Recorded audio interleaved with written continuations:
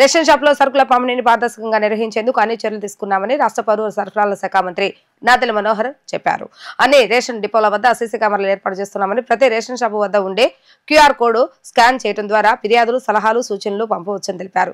వీటిని పౌర సరఫరాల శాఖ కమిషనర్ కు నేతృత్వంలోని కేంద్ర కార్యాలయం ఎప్పటికప్పుడు పర్యవేక్షిస్తుందని ఆయన తెలిపారు. రాష్ట్ర వ్యాప్తంగా రేషన్ షాపులో సరుకుల పంపిణీని మంత్రి నాదెళ్ల మనోహర్ ప్రారంభించారు. కాకినాడ జిల్లా పిఠాపురం 18వ వార్డులోని రేషన్ షాపులో కార్డుదారులకు మంత్రి నాదెళ్ల సరుకులు అందజేశారు. ఈ సందర్భంగా ఆయన మాట్లాడుతూ రాష్ట్రంలో ఉన్న 29,761 రేషన్ షాపుల ద్వారా 1.44 కోట్ల మంది కార్డుదారులు, 4.42 కోట్ల మంది ప్రజలకు సరుకుల పంపిణీని ప్రారంభించామని అన్నారు. 15.65 లక్షల మంది దివ్యాంగులు, 65 సంవత్సరాల వయసు పైబడిన వృద్ధులకు 5వ తేదీలోగా డీలరు ఇంటికి వెళ్లి సరుకులు అందజేస్తారని చెప్పారు. పోర్టబిలిటీ విధానం అమలు కోసం ప్రతి రేషన్ డిపోకు అదనంగా 10% సరుకులు ఇచ్చామన్నారు.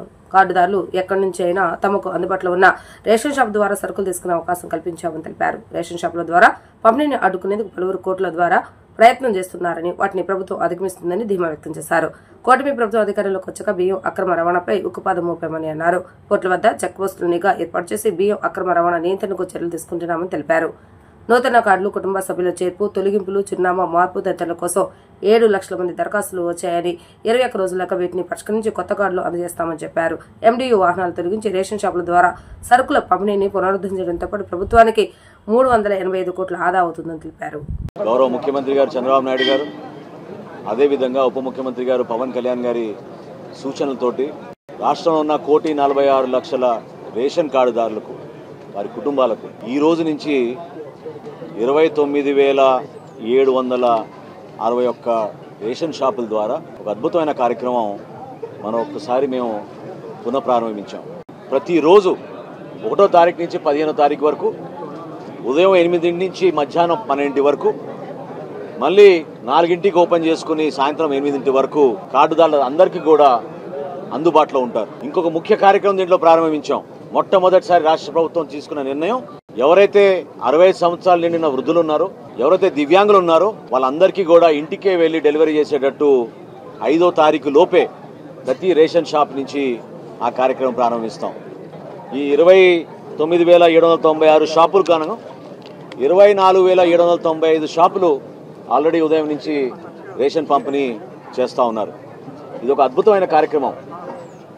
మన రాష్ట్రంలో ఉన్న జనాభాలో 4,42,00,000 మందికి మేము రేషన్ సరఫరా చేసేటట్టు ఏర్పాటు చేశాం. అదే కాదు, అదనంగా 10% కూడా ప్రతి షాప్కి ఎక్కువగా ఇచ్చాం. ఎందుకంటే కేంద్ర ప్రభుత్వం అవలంబించబోయే కొత్త పాలసీని మన రాష్ట్రంలో ముందే మనం ప్రవేశపెట్టి, ఎక్కడైనా సరే, ఏ షాప్లో అయినా సరే ఎవరైనా రేషన్ కార్డుదారులు వారి సరుకును తీసుకోవచ్చు. దాన్ని పోర్టబిలిటీ అంటాం.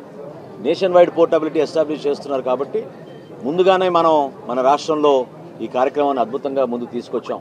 ఖచ్చితంగా ప్రతి కార్యక్రమం సంక్షేమం కానివ్వండి, అభివృద్ధి కానివ్వండి, ప్రజలకు అంకిత భావంతో చేసుకుంటూ ముందుకెళ్తాం.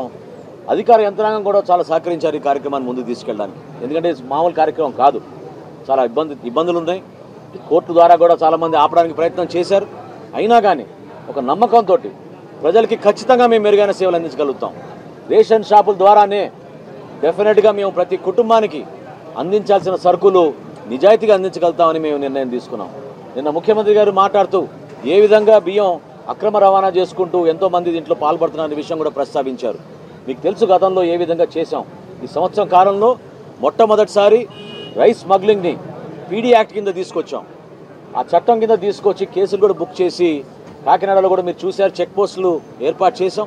రాబోయే రోజుల్లో ఖచ్చితంగా నెల్లూరు జిల్లాలో తడలోను, కృష్ణపట్నం దగ్గర కూడా అదే విధంగా పర్యవేక్షించి ఖచ్చితంగా మన ప్రజలకు అందించాల్సిన ఈ సరుకుని ప్రతి ఒక్కరికి అందించే విధంగా ఈ కార్యక్రమాన్ని ముందుకు తీసుకెళ్తాం. మొట్టమొదటిసారి మేము స్మార్ట్ కార్డులు తీసుకొచ్చాం.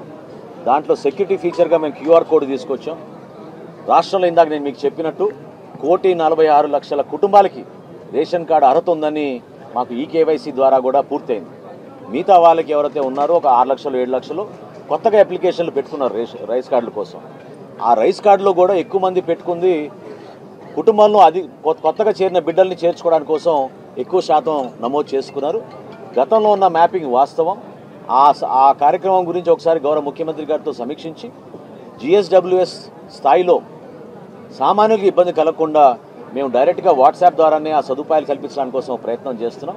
ప్రస్తుతానికి కొత్త కార్డుల విషయంలో కానివ్వండి, మెంబర్ అడిషన్ విషయంలో కానివ్వండి, మెంబర్ డిలీషన్ విషయంలో ఎవరైతే మన ప్రాంతాన్ని వదిలేసి వేరే ప్రాంతానికి వెళ్ళాలో వారి విషయంలో, ఇతర దేశాలకు వెళ్ళిన వాళ్ళ విషయంలో, అడ్రస్ మార్పుల విషయంలో ఎక్కడ కూడా జాప్యం లేదు. 21 రోజులు మాకు సమయం ఉంది. అప్లికేషన్ తీసుకున్న తర్వాత 21 రోజుల్లో ఖచ్చితంగా వాళ్ళ అప్లికేషన్ని మేము ప్రాసెస్ చేసి కొత్త కార్డు జారీ చేస్తాం.